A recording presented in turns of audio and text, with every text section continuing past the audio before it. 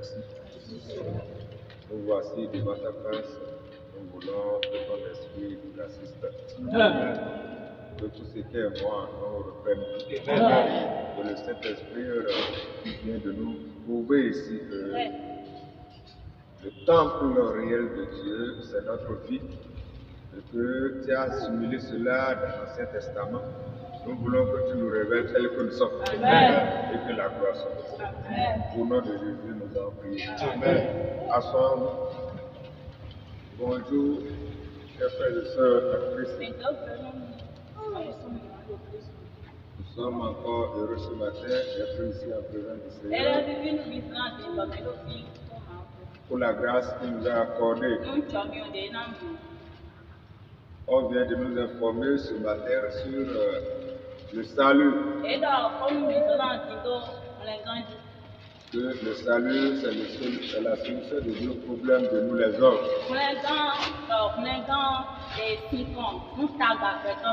C'est vrai. Ce matin, ce qui est important pour nous, c'est de savoir que le salut là, c'est donné pour tout le monde entier. Riche, pauvre, libre ou esclave. Même aux enfants que nous portons dans le sein maternel. Quand Adam et Ève ont mangé le fruit, ça a en même temps joué sur nous, tous les descendants qui portaient dans leur propre sein en ce jour-là. De même, quand Dieu va encore donner la solution pour le salut, le problème de l'homme, Jésus qui porte cette solution avait aussi en lui toute la semence des générations à venir. Le salut là, c'est gratuit. À celui-là qui doit vous donner ça. À celui-là qui doit vous annoncer ça. C'est gratuitement. Mais le salut lui-même n'est pas gratuit. Ça a coûté le Seigneur une vie. Dans la deuxième lecture, on vient de nous montrer que dans l'Ancien Testament, il y a ce qu'on appelle la maison de l'Éternel, ou encore le tabernacle. Dans le tabernacle se trouvait l'arche de Dieu. Et ils nous ont dit, ils nous ont fait une description que l'arche là avait deux chérubins qui ont couvert maintenant cette arche là par les ailes. On nous a encore dit que le tabernacle était divisé en trois parties. Il y a la première partie qui est appelée le lieu pour tout le monde. La deuxième partie, ils ont dit que c'est un couvent où il y avait un voile. Après cette partie-là, nous avons la troisième partie qui est appelée le Saint des Saints, le lieu Saint des Saints. À la suite de la lecture, la Bible nous révèle que le Saint-Esprit est en train de nous montrer par là la réalité des faits que nous allons vivre dans le monde à venir. Et c'est ça notre temps. Si dans l'Ancien Testament, c'était une maison qu'on avait construite, qu'on a partagée en trois parties. La première partie était représentée par le peuple. Tout le monde vient par là. Il demande pardon de leur vie. Et il reçoit même la miséricorde. Cela est caractérisé par le corps physique humain. La deuxième partie, la partie voilée, c'est là où on mettait la tenue que portaient les sacrificateurs. C'est là que les sacrificateurs doivent se s'habiller C'est là l'identité même des sacrificateurs. Si les sacrificateurs ne se sont pas bien purifiés, la Bible a mentionné qu'on met une chaînette à leurs pieds, là ils seront facturés et tout homme qui meurt. Cela caractérisait notre âme aujourd'hui. Le lieu saint des saints, cela maintenant caractérisait maintenant l'esprit de l'homme. Dans le lieu saint des saints, on nous a dit qu'il y a l'arche de l'Éternel, il y a table de proposition des pains, nous avons le chandelier qui contenait 7 lampes et 7 lumières, et encore dans l'arche de Dieu, nous avons pain de proposition, le bâton fleuri par Aaron, le bâton d'Aaron, et nous avons la main. Tout ça représentait, c'était une figure ou, comment dirais-je, un exemple de monde que nous sommes. C'était de cette manière-là que Dieu accordait le salut dans l'Ancien Testament. Mais nous concernant aujourd'hui, nous allons lire le livre de 1 chapitre 4, le verset 7 à 21, qui dit ceci. Moi-même, je vais lire ça ici. Le livre de 1 Jean chapitre 4, à partir du verset 7 dit: Mes chers amis, aimons-nous les uns les autres, car l'amour vient de Dieu. Quiconque aime est enfant de Dieu et connaît Dieu.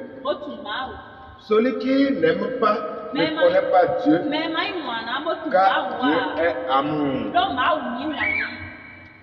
Voici comment Dieu a manifesté son amour pour nous.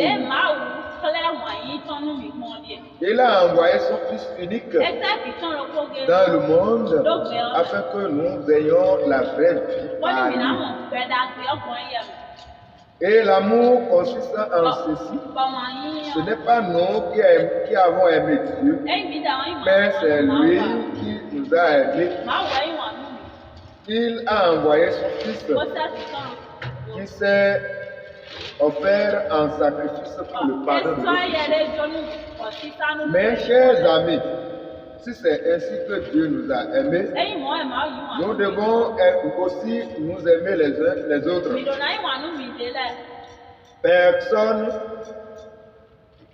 Personne n'a. Nous devons aimer, du moins, nous devons aimer les uns les autres. Personne n'a jamais vu Dieu. Or, si nous demeurons en nous, si Dieu demeure en nous et son amour se manifeste parfaitement en nous, voici comment nous savons que nous demeurons unis à Dieu et qu'il est présent en nous. Il nous a donné son esprit. Et nous avons vu et nous témoignons que le Père a envoyé son Fils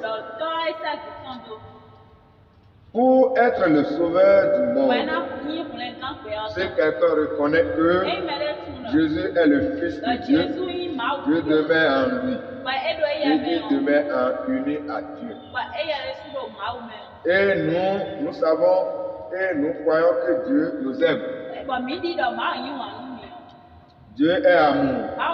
Celui qui demeure dans l'amour demeure uni à Dieu et Dieu demeure en lui. Si l'amour est parfait en nous, alors nous serons pleins d'assurance au jour du jugement. Nous ne serons pas, notre vie dans ce monde est semblable à celle de Jésus-Christ. Il n'y a pas de crainte dans l'amour. L'amour parfait exclut la crainte. La crainte est liée à l'attente d'un châtiment et ainsi celui qui craint ne connaît pas l'amour dans sa perfection. Quant à nous, nous aimons parce que Dieu nous a aimés le premier. Si quelqu'un dit j'aime Dieu et qu'il a haï son fils et son frère, c'est un menteur. En effet, Il ne peut pas aimer Dieu qu'il n'a pas vu. Voici donc le commandement que le Christ nous a donné. Celui qui aime Dieu doit aussi aimer son frère. Exactement comme ce que nous avons lu dans le livre d'Hébreux. Dans le livre d'Hébreux, on nous a dit que l'amour de Dieu a poussé Jésus. Et il est mort une fois pour toutes. Il a versé son sang. Et c'est ce sang-là qui est l'expiateur. C'est pas ce sang maintenant qu'on fait le sacrifice. On fait la purification de tout ce qui est souillé, de tout ce qui est gâté. La Bible a même mentionné dans les 7 derniers versets qu'il a été au ciel pour aussi payer les dettes pour toute la souillure que le diable a fait au ciel. Et c'est par le sang, par le versement du sang qu'on paye le prix pour sanctifier presque toutes choses. Et que sans le sang, il n'y a pas le pardon de péché. Et on dit maintenant qu'il est réservé à tous les hommes de mourir une seule fois. Après la mort, maintenant c'est le jugement. Mais si quelqu'un ne connaît pas Dieu, si quelqu'un maintenant n'a pas, comment dirais-je, accepté le salut d'autre part, le prix est déjà payé pour tous. Tu n'as même pas besoin encore de te gêner, parce que Dieu a déjà payé le prix pour le salut. Ce que je vais demander à chacun de nous, c'est que le prix qui a été payé, que nous avons accepté, est-ce que nous avons reconnu la valeur de ce prix? Si réellement tu as reconnu la valeur de ce prix, on doit essayer aussi de partager avec d'autres personnes. Beaucoup ont cru que c'est de venir à l'église qui est important. Je pleure à leur place. Beaucoup ont cru que c'est de faire du bien aux autres, ou bien d'aller donner de l'aumône à ceux-là qui n'en ont pas, ou bien aller dans les orphelinats pour faire du bien. Je pleure à leur place. Si vous n'avez pas accepté le prix payé par le Seigneur sur la croix, et que vous n'avez pas le salut en vous, quel que soit ce que vous allez faire, si vous mourrez, vous irez en enfer.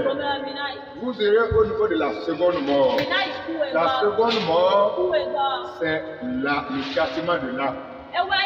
L'enfer.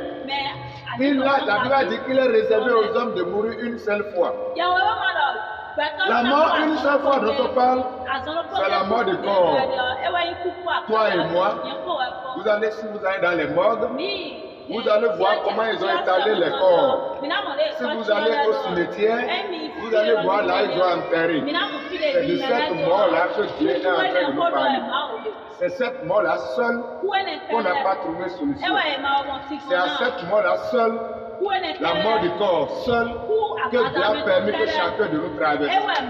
Mon frère, ma soeur, si tu meurs aujourd'hui, où vas-tu? Ou si tu fais l'expérience de la mort physique aujourd'hui, là, où ira ton âme?